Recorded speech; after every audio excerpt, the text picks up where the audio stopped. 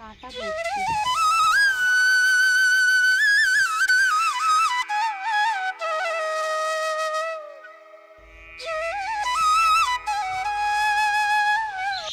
আজ বেশ অনেকটাই ভোর ভোর কিন্তু ঘুম থেকে উঠে পড়েছিলাম।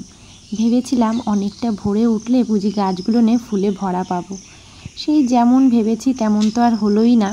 সকালবেলায় উঠেছিলাম 4:45টারও আগে, তখনই এসে দেখি গাছে একটাও ফুল নেই। এমনকি আমাদের বাড়িতেও 2-2টো গাছ আছে এবং সেই গাছেও কোনো ফুল পাইনি। এই গাছটাতে 2 থেকে 4টে ফুল পেয়েছিলাম, সেগুলো নিয়ে আর কি তুলে নিলাম। আর তাছাড়া পাশের বাড়ির মামিকে বলা আছে, ওরা কিন্তু রোজ দিনই ফুল তুলে আমাকে দেয়। গল্প তো অনেক হবে, তার আগে ইন্ট্রোটা দিয়ে নিই। হ্যালো বন্ধুরা, good morning, welcome back to Moumita lifestyle. সবাই কেমন আছো? আশা করছি ভালো আছো, সুস্থ আছো। তো দেখো, সকাল সকাল কিন্তু আমি আমার ব্লগটা স্টার্ট করে দিয়েছি। আর এই যে ভ্যানে করে যাচ্ছে দেখেছো, উনি কিন্তু প্রতিদিন হরে কৃষ্ণ গান চালিয়ে এই ভ্যানটা নিয়ে এখান থেকে যায়। প্রতিদিন ভোরবেলায় কিন্তু উনি এখান থেকে যাবেই। আর ওই যে দেখতে পাচ্ছ লাল গেঞ্জি পরে আমার ছেলে, ওকে পড়তে পাঠিয়ে দিয়েছি। ওই জায়গাটা জাস্ট একটু দাঁড়ালো জলের ধারে, সবাই মাছ টাছ ধরে তো সেটাই একটু দেখছিল। তো ছেলে তো সকাল সকাল পড়তে চলে গেছে, আর আমার কিন্তু বাসি কাজ সমস্ত কিছু হয়ে গেছে। এই যে ঘরগুলোও কিন্তু আমি মুছে নিয়েছি, যেহেতু সকাল সকাল পুজোটাও দিতে হবে আর রান্নাটাও করতে হবে। আর এই যে দেখো, পুকুরের মধ্যে হাঁসগুলো কি সুন্দর খেলা করছে।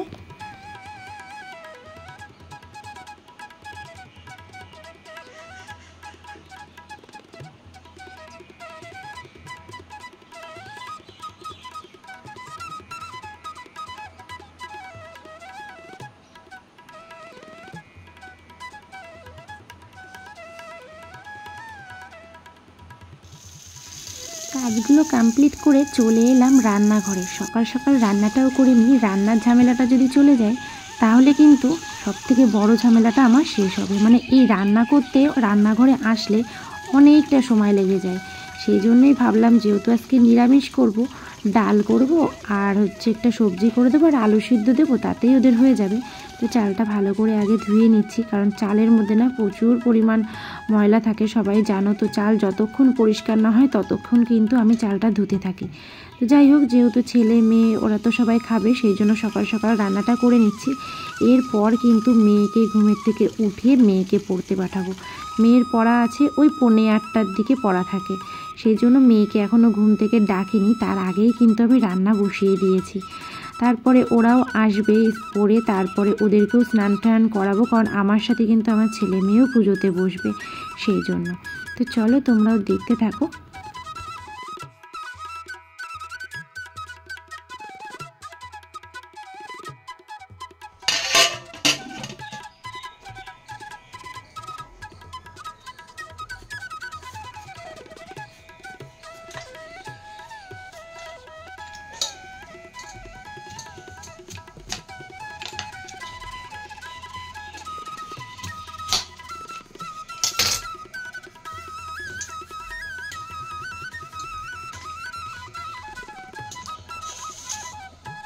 এই দেখো, মেয়েকে তুলেও দিয়েছি ঘুম থেকে, তুলে ড্রেস পরিয়ে একদম ফ্রেশ করিয়ে দিয়েছি।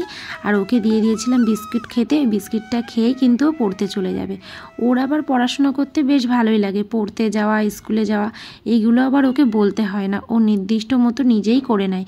শুধু একটু টাইমটা তো বোঝে না, সেই টাইমটা আমি ওকে বলে দিই যে এখন 8টা বাজে কি এখন 10টা বাজে, ও সেই মতো চলে যায়।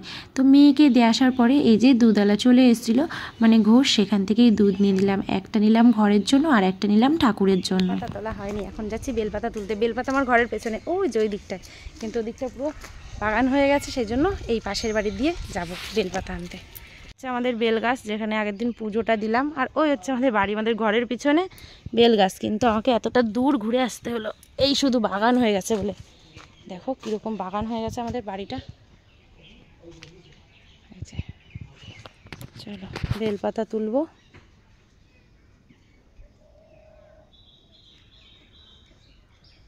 ভালো বেলপাতা পাওয়া তো খুব দুষ্কর।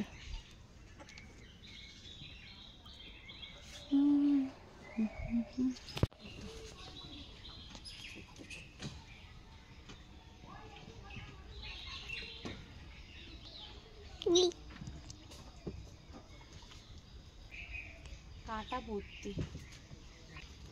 চলো, এটাতে কি হয়েছে?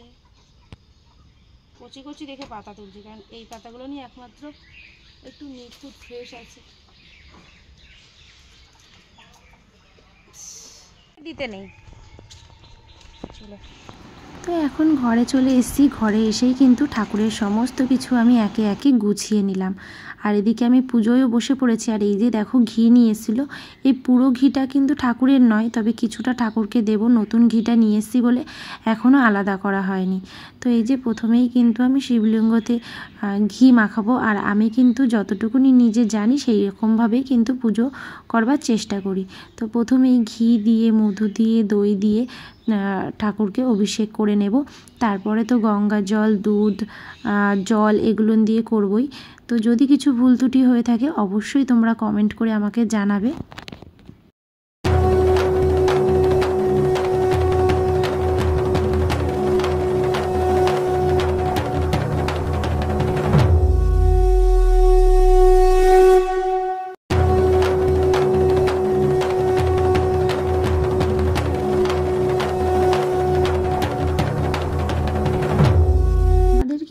ঘরের উপরে যেই ঘর আছে ওখানেও কিন্তু ঠাকুর ঘর আছে, তবে এখানে নতুন করে নিচের রুমে ঠাকুর ঘর পাতানো হয়েছে। কারণ উপরের ঘরে ওখানে শ্বশুর মশাই আমাদের যে গুরুদেব আছে সেখানেই তাকে পুজো করে।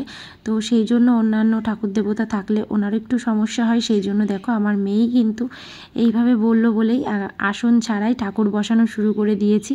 আর কি সমস্ত কিছুই ঠাকুরের ইচ্ছা, আর মেয়ে চাইছিল বলেই কিন্তু আলাদাভাবে এই যে ঠাকুর পাতিয়েছি। আর এক বাড়িতে আলাদা ঠাকুর এটা ভালো লাগে না, সেই জন্যই কিন্তু এতদিন আমি পাতিনি।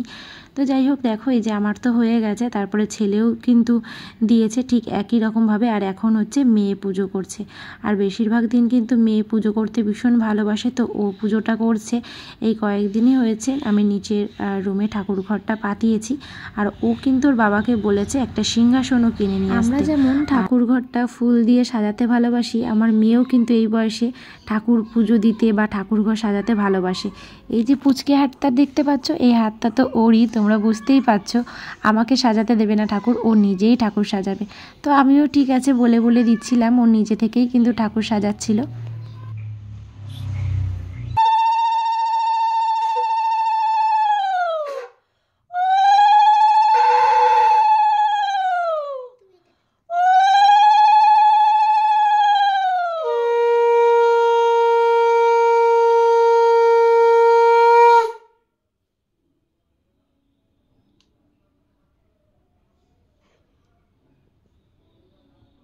পুজো দেয়া শেষ করে আমি চলে এলাম ওপরের রুমে। কালকে রাত্রেবেলা তোমাদের দাদাভাই বেশ কিছু ফল নিয়ে এসেছিলো, আর তাছাড়াও সাবু, আতপ চাল, তারপরে গুড়, এগুলো সব নিয়ে এসেছিলো। তো মেয়েকে বলেছিলাম ক্যামেরা ধরতে, মেয়ে অনেকগুলো ছবি তুলে দিয়েছে। ছোটো মানুষ আর কি, যেরকম পারে সেরকমই করে। তো ও একটু বদমাইশি করছিল, সেই জন্য ওর সাথে একটু কথা বলছিলাম। আর এই দেখো আম নিয়ে এসে, বেশ বড় বড় আমগুলো, কিন্তু খেতে একদমই ততটা ভালো ছিল না, কারণ এখনকার আমটা অতটাও মিষ্টি না। আমের সিজনে কিন্তু আম খেতে বেশ ভালো লাগে। এখনও আছে ওরকম আম, কিন্তু তেমনভাবে পাইনি এই আমগুলো খেতে। আমার পুজো দেওয়া হয়ে গেছে, এখন ছেলে মেয়েকে ওই যে দই দিয়ে দিচ্ছি, মেয়েকে দিয়েছে, ছেলেকে দিচ্ছি। দাও, ওটা নাও, তুমি নাও শুভমিতা, ওটা তুমি নাও, এটা দাদাকে। আজকে তো সোমবার, আর তাছাড়া আজকে পড়েছে একাদশী, সেই জন্য ভাবলাম আজকে আর ভাত খাবো না। এই যে সাবু ভেজাচ্ছি, সাবু খাবো আজকে। রোদ হলে কিন্তু জামা কাপড় কেচে ধুয়ে একটু শান্তি পাওয়া যায় আর কি, কারণ কাচার কিছুক্ষণের মধ্যেই শুকিয়ে যায়। আর এই কদিন এক নাগাড়ে যেভাবে বৃষ্টি হলো, প্রায় 14-15 দিন মতো তো একভাবে বৃষ্টি হয়ে গেছে। তারপরে তো একদিন ছাড়া বা কিছুক্ষণ ছাড়া ছাড়াই বৃষ্টি হচ্ছে। একদম ভালো লাগে না জানো তো, যে এতগুলো দিন বৃষ্টি হলে। আর আমাদের বাড়ির চারিপাশে এতটা বাগান হয়ে গেছে, চারিদিকে কিন্তু সাপ পোকামাকড়ের খুব উৎপাত বেড়ে গেছে। অনেকেই আছে গ্রামের মধ্যে যারা এরকম ভুক্তভোগী হচ্ছে আমার মতো। তো যে যার মতো সাবধানে থাকতে হবে, এটাই হচ্ছে কথা। তো চেষ্টা করা হচ্ছে যে বাড়ির আশেপাশে চারিদিকগুলো যেমন করেই হোক পরিষ্কার পরিচ্ছন্ন করা, কারণ আমাদের বাড়িটা বেশ খানিকটা বড়, অনেকটা জায়গা জুড়ে। সেই জন্য তেমনভাবে কোনো লোকও নেই যে এতটা জায়গা পরিষ্কার করবে। তো আর আমার একার দ্বারা সম্ভব হয় না।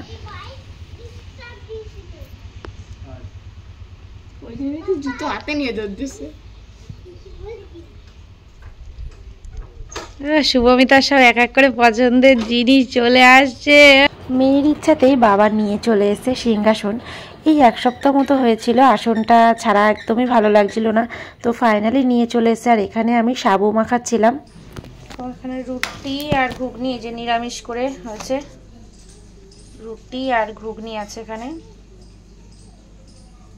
ছেলে মেয়েকে দেবো, চলো দিয়ে দিই।